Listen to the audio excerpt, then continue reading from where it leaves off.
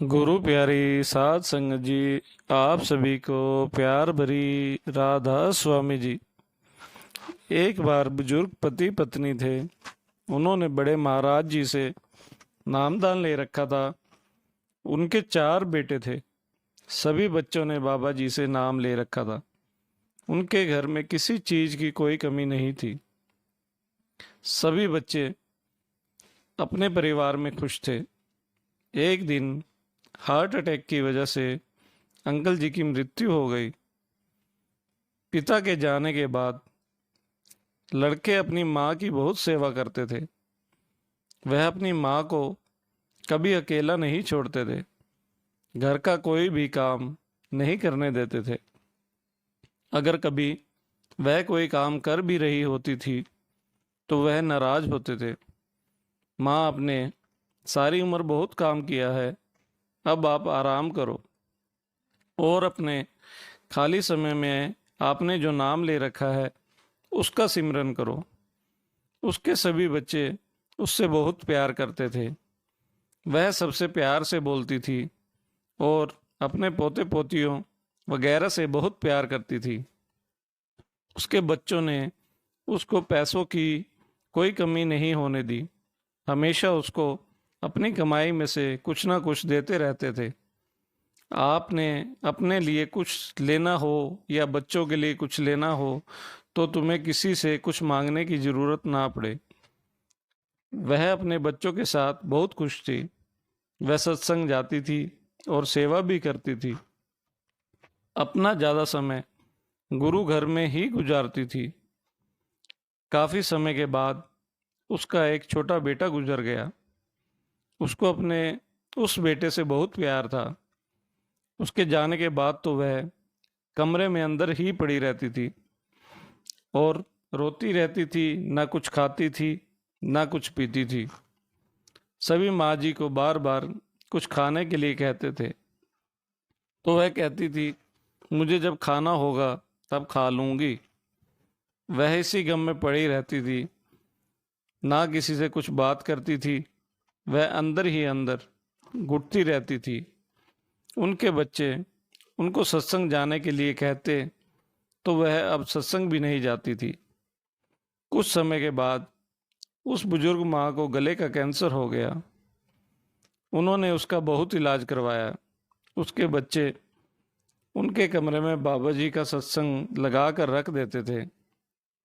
यह सारा दिन शब्द चलते रहते थे ताकि माँ जी का ध्यान अपने सतगुरु की तरफ रहे। माँ जी भगवान का पहले बहुत ही सिमरन करती थी। किसी को कुछ नहीं कहती थी। मन होता तो थोड़ा सा खा लेती थी, ना मन हो तो पड़ी रहती थी। 15-15 दिन तक बिना खाए पड़ी रहती थी। सभी कहते थे कि इसकी सूरत अपने गुरु से जुड़ी हुई है। बीच बीच में कुछ दिन होश में आ जाना और कुछ हल्का फुल्का सा खा लेना, क्योंकि गली की वजह से वह खाना तो खा नहीं सकती थी, तो जरा जरा रोटी तोड़कर जैसे चिड़िया को खिलाते हैं वैसे ही दाल या सब्जी के साथ खा लेती थी और बाबा जी का शुक्र करती थी और कहती थी कि शुक्र है मालिक, वह जिस हाल में रख रहा है। वह दिन रात सिमरन करती थी। कमरे में बच्चों के बड़े महाराज जी कभी कुर्सी पर बैठे दिखाई देते थे तो कभी उसके पास खड़े हुए दिखाई देते थे। एक दिन महाराज जी ने कहा, एक पाठी को सपने में जाकर कहा, उस बुजुर्ग माँ को जाकर सिमरन करवाएं, क्योंकि उसका सिमरन पूरा नहीं हुआ है। वह पाठी उनके घर आया और बोला कि मुझे बाबा जी ने सपने में कहा है कि तुम रोज उस माँ जी को जाकर सिमरन करवाओ। ऐसा काफ़ी समय तक चलता रहा और पाठी माता जी को रोज सिमरन करवाने आता था। 1-1.5 घंटा वह बोल बोल कर सिमरन करवाता था। अंत में एक दिन अमृत वेले महाराज जी उसे लेने आ गए। उस माँ ने सबसे कहा कि मुझे सतगुरु लेने आए हैं, मैं जा रही हूँ। मेरे जाने के बाद बिल्कुल भी किसी ने रोना नहीं है, क्योंकि मैं अपने असली घर जा रही हूँ। अपने सतगुरु के साथ वह मुझे सफ़ेद कार में लेने आए हैं और वह माँ चली गई। उसका पूरा परिवार माँ को जाते देखता रहा। उसने कभी दुख में किसी को कुछ नहीं कहा। सभी को हर समय बाबा जी की बातें सुनाती रहती थी और उनका शुक्र करती रहती थी। एक गरीब औरत थी। वह सत्संग तो जाती थी, सेवा भी करती थी, लेकिन उसका पति उसे इतने पैसे नहीं देता था कि वह ब्यास जा सके। बहुत प्यारे शब्द बोलती थी और मन में बाबा जी के दर्शन करने की बहुत इच्छा थी। वह बाबा जी से नाम भी लेना चाहती थी। उसका पति टैक्सी चलाता था। वह उसको सत्संग घर तो ले जाता था, लेकिन जब वह ब्यास जाने के लिए कहती तो वह उसे नहीं लेकर जाता था। वह भी सत्संगी था, अच्छा कमाता था, लेकिन फिर भी वह अपनी पत्नी को घर का खर्च नहीं देता था। एक दिन बाबा जी उसके सपने में आते हैं कि तुम अपनी पत्नी को कुछ तो खर्च दिया करो, जिससे कुछ बचाकर वह ब्यास सेवा में आ सके। वह बाबा जी के सपने में दर्शन पाकर बहुत हैरान हुआ कि बाबा जी मुझे दर्शन देने कैसे आ गए।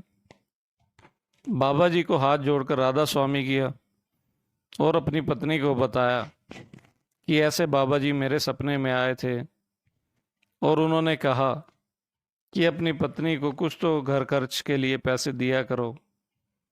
उस आदमी को बहुत पछतावा होता है। वह सोचता है कि मैंने तो आज तक उसको कभी पैसे नहीं दिए, बस घर का थोड़ा सा राशन ला कर देता हूँ। वह पत्नी से बोला, तुम्हारे कारण मुझको सतगुरु के दर्शन हुए हैं।